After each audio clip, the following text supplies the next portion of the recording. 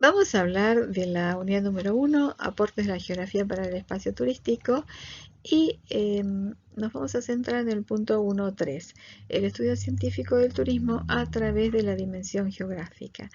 Desde esta asignatura, la dimensión geográfica prevalece en nuestra mirada, ¿sí? Sin dejar de reconocer las restantes dimensiones que tiene la actividad turística. ¿Y cómo fue el conocimiento del turismo? Bueno, a través de la historia del hombre hay distintos momentos de donde el pensamiento va cambiando. Esto es lo que se refleja al paradigma, ¿no es cierto? El paradigma son todas aquellas ideas que comparte una comunidad científica a través del tiempo, hasta que se produce un quiebre.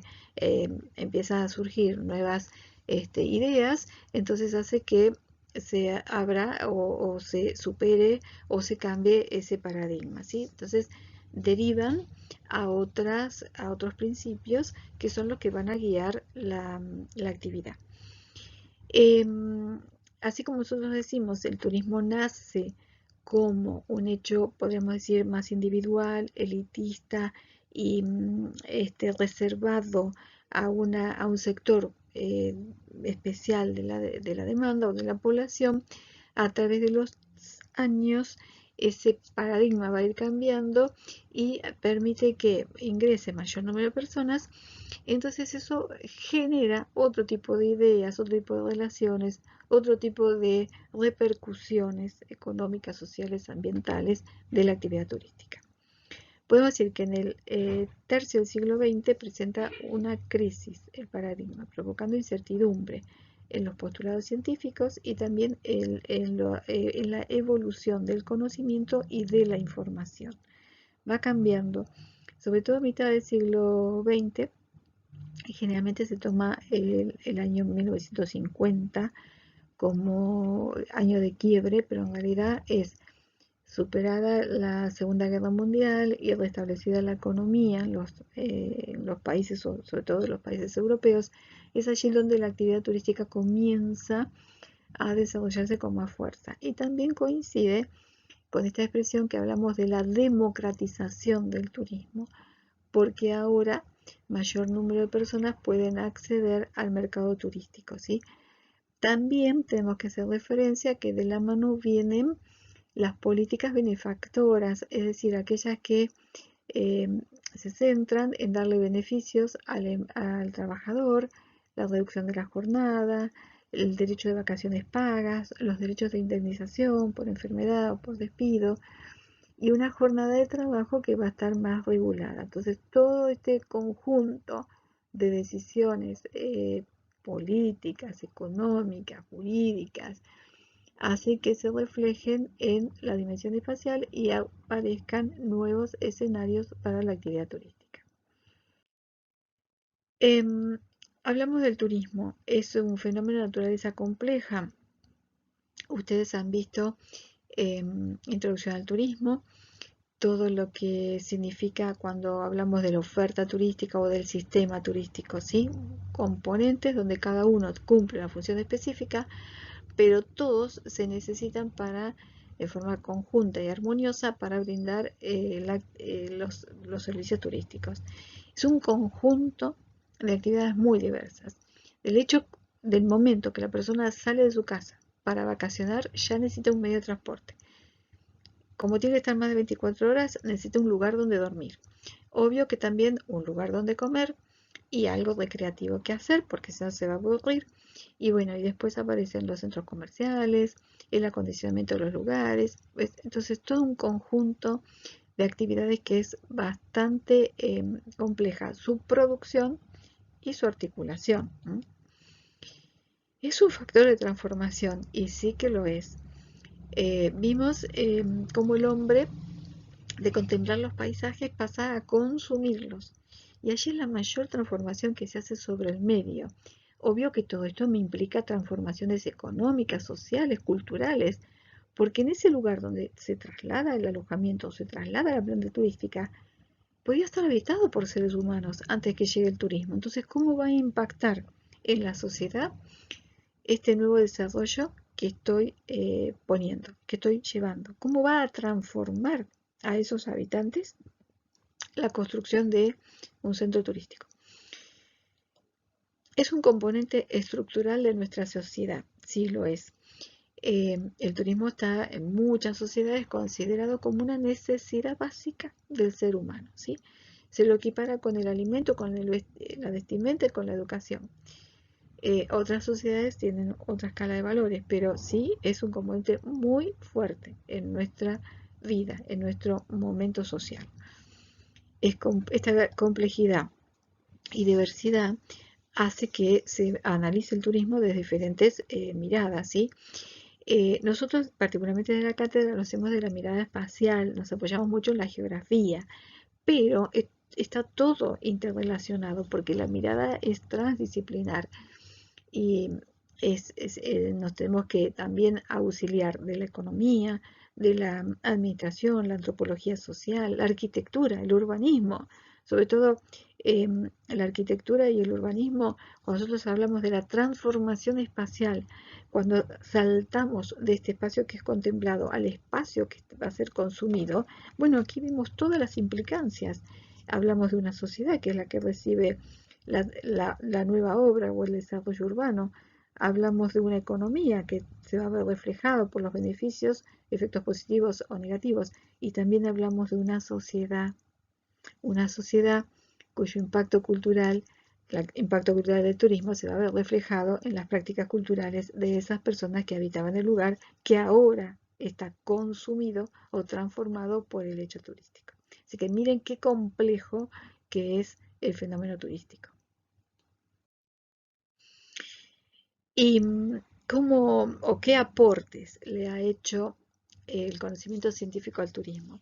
Acá podemos hablar desde tres miradas diferentes. Yo puedo hablar del aporte universitario, del aporte empresarial y del aporte institucional. Desde el aporte universitario les puedo ejemplificar con lo que hago a diario.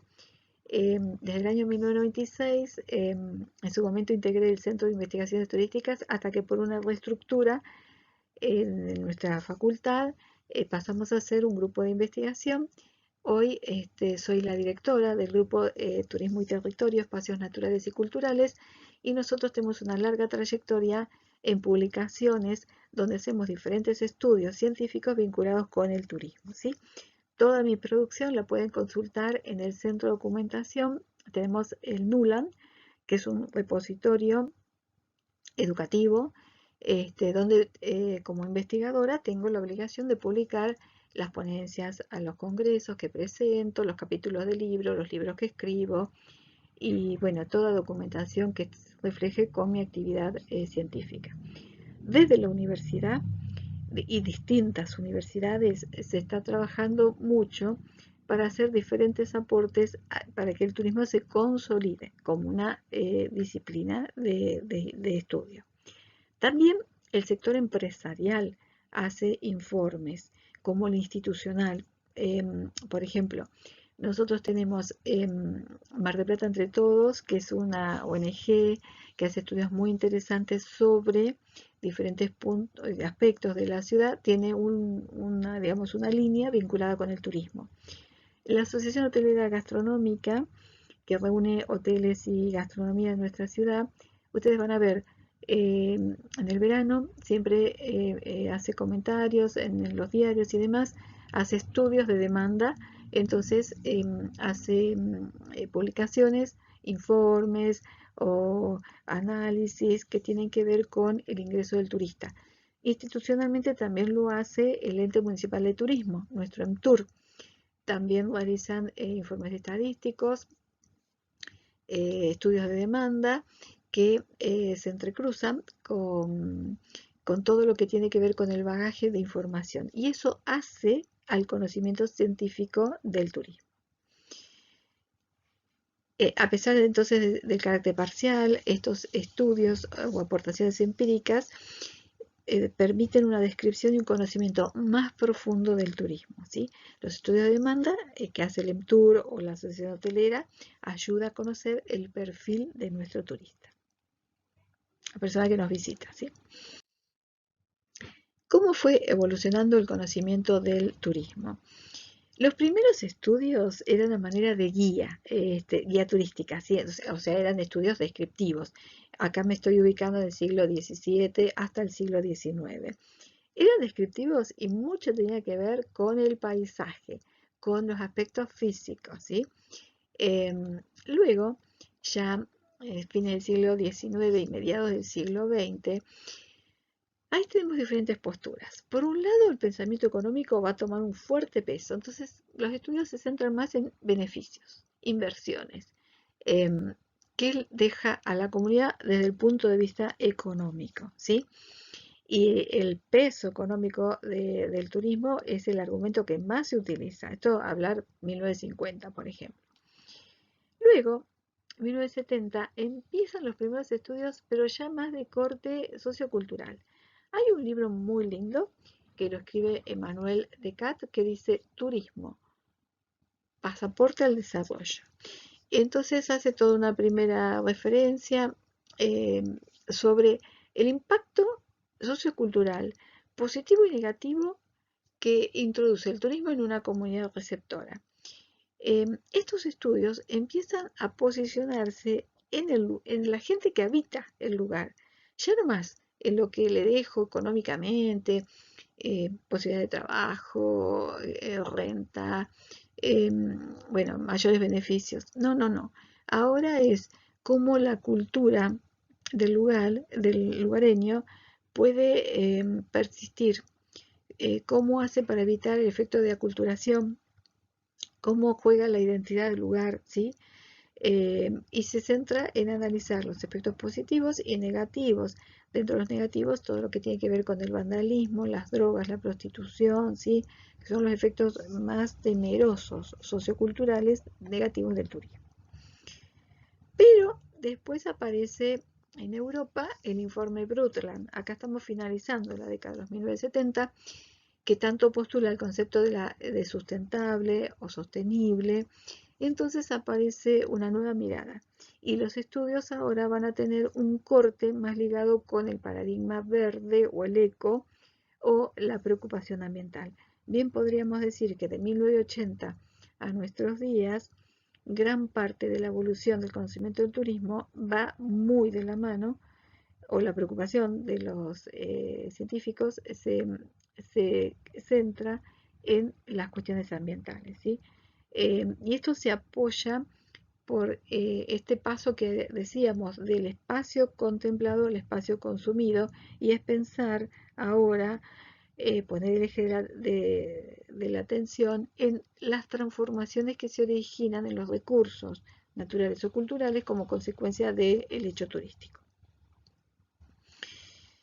En la actualidad, lo que podemos encontrar es un mix, es decir, hay estudios más con una visión interdisciplinar, que esto nos permite interpretar y actuar este fenómeno tan diverso y complejo como es el turismo.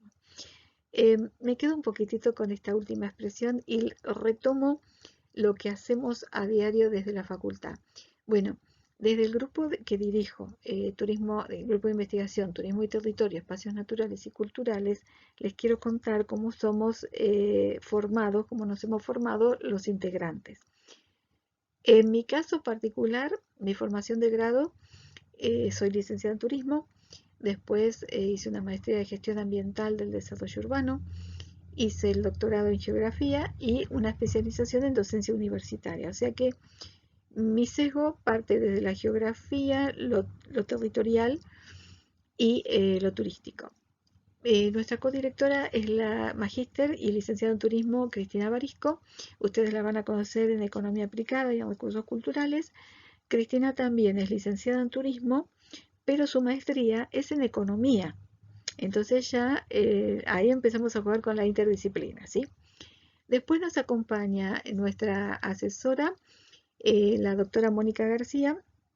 Mónica es profesora, licenciada y doctora en geografía y además magíster en gestión ambiental del desarrollo urbano, ¿sí? Entonces con Mónica compartimos nos apoyamos muchas concepciones, porque tenemos una formación que si bien de base es diferente, pero podemos mantener un diálogo muy fluido. Luego nos acompaña la doctora Noelia Padilla, que ustedes lo ven los días viernes, es licenciada y doctora en geografía. Y nos acompaña en el grupo el licenciado Ignacio Ascue Vigil. A Ignacio lo van a conocer en gestión pública y en economía aplicada. Y Nacho tiene una maestría que está finalizando en gestión ambiental del desarrollo urbano y está cursando el doctorado en geografía en la Universidad Nacional de Luján. Luego tenemos a la doctora Carolina Cohen. Caro es profesora, licenciada y doctora en geografía. Toda la especialización la tiene en geografía. Y nos acompaña profesor, licenciado, magíster Cristian César. Cristian es profe y licenciado en geografía y magíster en informática y magíster en educación. Con lo cual, les quiero explicar cómo juega este concepto de la interdisciplinariedad, ¿sí? Somos un equipo que desde la formación de grado, en algunos casos compartimos y en otros no. Y a partir del posgrado nos fuimos especializando. Entonces vamos teniendo una visión cada vez más compleja o más completa de este hecho turístico o de este fenómeno turístico. Bueno, ¿y cómo se incorporan los estudios del turismo en las universidades? En Europa, ya en 1920 Italia, aparecen los estudios de turismo, Alemania, Estados Unidos y Canadá. Y algo que les voy a contar es nuestro origen en nuestra facultad, cómo llegamos hoy a la carrera de turismo. Bueno, comienza en el año 1967 como Escuela Superior de Turismo. 2 años más tarde se transforma en Facultad de Ciencias Turísticas. La facultad va a existir hasta el año 1978. Ese es el año en que yo empiezo a estudiar. Yo soy producto de un plan que se llama 1976B y es netamente humanístico. Adoro mi plan y lo defiendo a muerte a mi plan. Lamentablemente ustedes no lo comparten, tienen un plan más académico y más administrativo y económico, pero eso surge también de las transformaciones y de estos cambios de paradigma que hay en la evolución del hombre, ¿no es cierto? Bueno, en el año 79 se transforma en la Facultad de Ciencias Económicas y Sociales y es allí donde nos encontramos nosotros ahora, ¿sí? Pero el origen es precisamente 1967, cuando ya el turismo era un tema de agenda y de preocupación de diferentes órdenes políticas y económicas.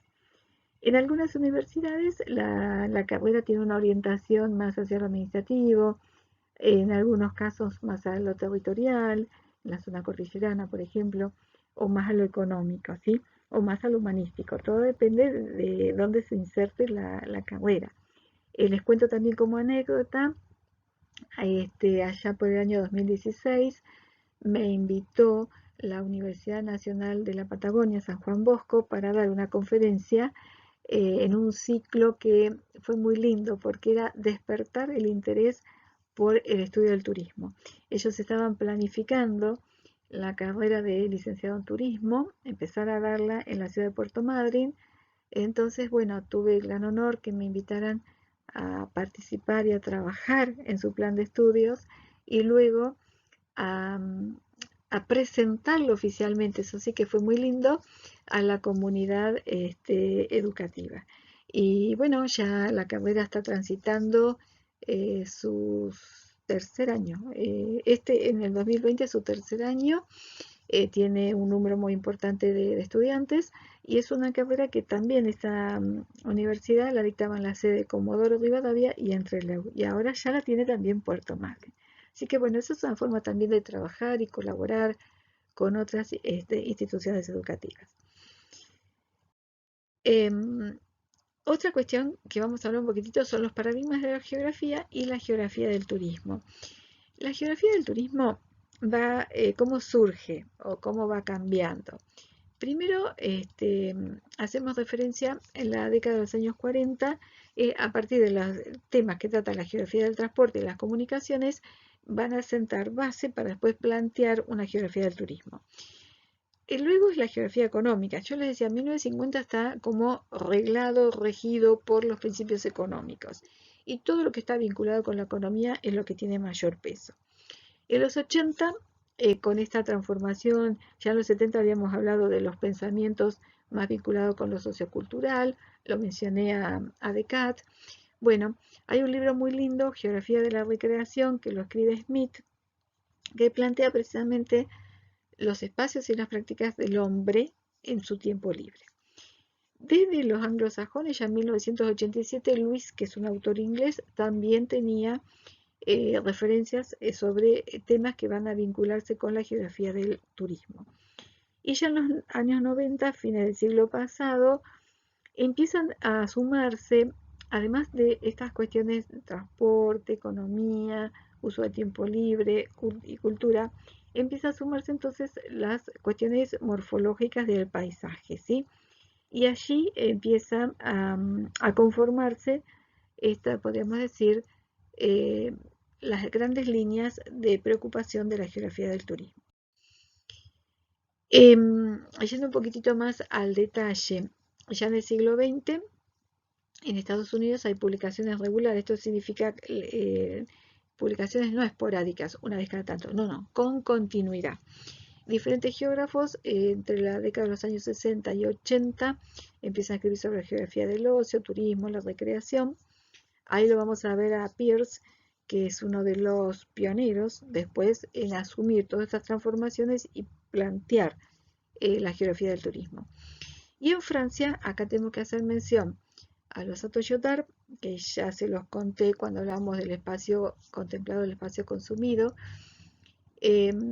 Jean-Pierre Chateau-Lyotard es francés y en España está Callizo Saneiro, que toma parte de la obra y también escribe muy lindo sobre la geografía del turismo.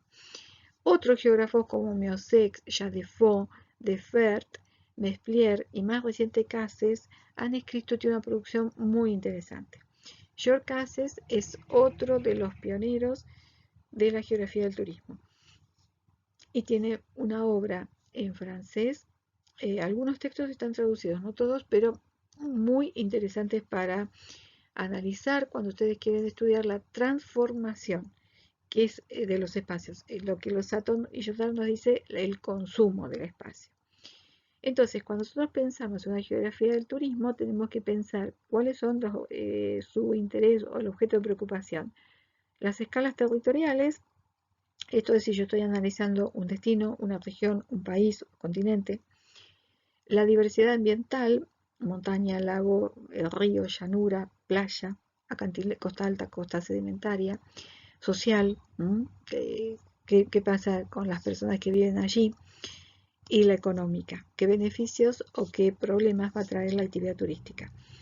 Otra cuestión muy importante es cómo se articula el espacio emisor, donde vive el turista, y el espacio receptor, aquel que va a ser conocido, transformado, deseado para ir a visitarlo, ¿sí? Y esto puede tener también repercusiones en lo local y en lo territorial, según la escala de análisis que yo aplique para hacer el estudio. La geografía del turismo, entonces, a través de su evolución, tuvo diferentes enfoques. De un tratamiento descriptivo pasa después más a un explicativo. Describir es dar características, explicar es decir el por qué. Entonces empiezo a pensar causas y consecuencias. Podríamos decir, de una fase biográfica de ideas pasa a buscar leyes generales. Si yo construyo en la arena, viene un huracán y me destruye la playa, es muy probable que otro hotel construido en un contexto geográfico diferente, pero que esté en zona de fenómenos meteorológicos similares, va a tener las mismas consecuencias. Consecuencia, la erosión, ¿sí? La destrucción de la playa. Entonces, estas leyes generales las puedo aplicar a otros espacios turísticos. El transporte, las comunicaciones y la economía también se fueron incorporando y ya más en los 80 se suma todo lo que es la recreación. Hoy existe diversidad y pluralismo. Se preocupa tanto de las actividades de ocio y de turismo como de la ordenación del espacio. Por eso se habla de la geografía del turismo. Cuando nosotros hablamos de la geografía turística, es el primer estadio, es la descripción, aquella que actúa como una guía turística. Entramos con una lupa a la ciudad, vemos dónde quedan los museos y qué muestra tienen los museos. En cambio, la geografía del turismo va más allá. ¿Por qué está este museo acá? ¿Qué impacto puede generar? ¿Qué demanda? ¿Qué perfil de la demanda va a venir a visitarlo? ¿Sí? Entonces, ¿y en qué escala? Lo local, lo regional, lo mundial. Es mucho más comprensiva y abarcativa.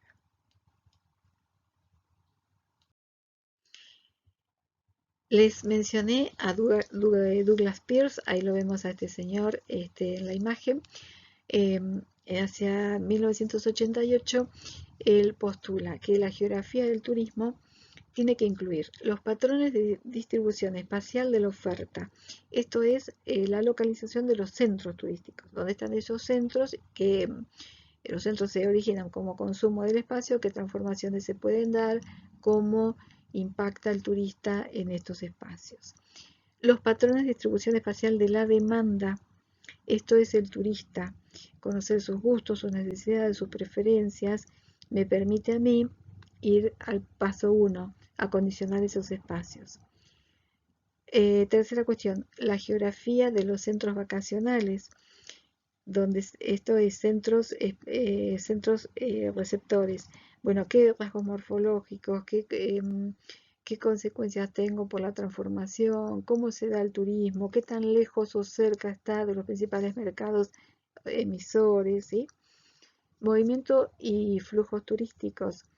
Los movimientos son los desplazamientos de estas personas. Según el autor que ustedes consulten, se puede llamar corriente turística, flujos turísticos. Siempre lo que estamos diciendo es ese desplazamiento que se origina del lugar de origen al lugar de destino, ¿sí? Pero yo no solamente puedo medir cantidad y dirección, puedo hacer un estudio más profundo y conocer cuestiones sociodemográficas, cualitativas de ese turista. Hábitos, ¿sí? Y todo esto lo puedo relacionar con el impacto del turismo, que el impacto va a ser positivo o negativo. Y el impacto lo puedo medir desde lo económico, lo sociocultural y lo ambiental. Y luego los modelos de desarrollo del espacio turístico. Esto nosotros lo vamos a charlar con más profundidad en la unidad número 3. Así como yo les contaba que Miami era un modelo en altura, lineal, concentrado, también existen otras ideas, hay cambios de paradigma en el uso del espacio.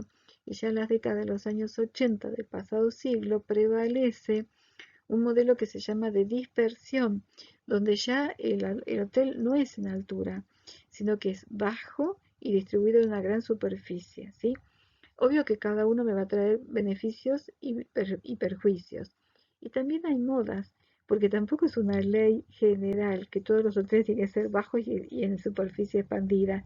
Pues también hay desarrollos actuales, caso Dubai, que vamos a leer mucho allá por la unidad número 6, donde prevalece la altura, las megatorres, ¿sí? O espacios del mar Mediterráneo que se están poblando nuevamente con edificios en altura. O sea que no está la última palabra dada, pero sí hay que prestar atención a cómo se dan esos modelos de desarrollo y cómo impactan en el espacio. Entonces Douglas Pearce, que él es inglés, pero después se va a vivir a Nueva Zelanda, nos propone que los fundamentos, o sea, lo que debe considerar sí o sí son estas 6 grandes cuestiones. La geografía del turismo. Por otro lado, de Francia, yo le mencioné a Georges Casses, es también otro de los padres de la geografía del turismo, y él es muy sintético. 3 cuestiones: la distribución, la producción y la articulación. La distribución combina demanda y flujos. Y es hacer el estudio de todas el comportamiento de la demanda, las estrategias de mercado, la localización. La producción espacial juega con la imagen, cómo se percibe, las formas, los materiales, el paisaje construido, ¿sí? Lo mismo que nos decía el paisaje consumido que nos decía Losato. Y la articulación hace referencia al sistema turístico, las modalidades, el territorio, la turistificación.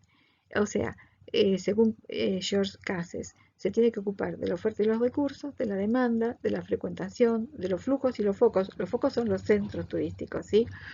Estoy hablando de oferta. La emisión del destino, la estación, la región, la estación del año, ¿sí? La región, los ingresos y los impactos, y después de la planificación y la gestión, que es lo más importante, ¿sí? Entonces, según George Cass, la geografía del turismo sí o sí tiene que tener estos grandes temas. ¿Cuáles son los desafíos de esta geografía del turismo? Por un lado, la necesidad de tener un reconocimiento social, ¿no es cierto? Nosotros del turismo por ahí no tenemos tanta antigüedad como tienen otras disciplinas, entonces nos falta reconocimiento. Por otro lado, la necesidad de metodología científica, analizar y hacer estudios de la demanda, los proyectos, los planes turísticos, ¿sí? Y la necesidad de participar en estos equipos internacionales e interdisciplinarios, siempre buscando una respuesta a los nuevos desafíos o los nuevos problemas que nos plantea el turismo. En cierta forma, nosotros desde el grupo de investigación tratamos precisamente de esta cuestión. En forma interdisciplinaria poder abordar al turismo desde distintas miradas porque es diverso y porque es complejo, como decíamos en un comienzo. Entonces, en esta unidad número 3 estuvimos viendo cómo evolucionó el pensamiento científico, las distintas posturas a través del tiempo. Hablamos de dos personas muy importantes, Douglas Pearce y George Cases, que cada uno de ellos postula sus fundamentos para la geografía del turismo, ¿sí? Lo que vamos a hacer ahora, en el próximo bloque, vamos a hablar del punto 1.4, aproximación sistémica aplicada a la geografía del turismo. Esto es, combinar el sistema turístico con la geografía del turismo. Allí los espero.